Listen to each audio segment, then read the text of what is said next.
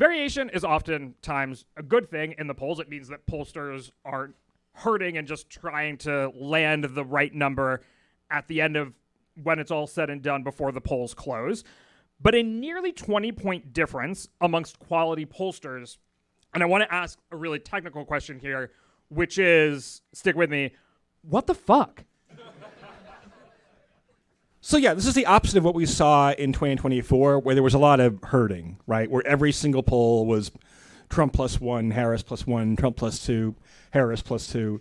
There's more natural variation if you're truly taking a random sample of people than you'd think, right? If we knew the result was around +10, you would get in 600-person samples some +18s and some +4s and even the 1 in 25 outlier or the 1 in 20 outlier, you're outside the margin of error 5% of the time if you're doing honest work. But look, traditionally turnout in New York mayoral general elections is rather sleepy, right?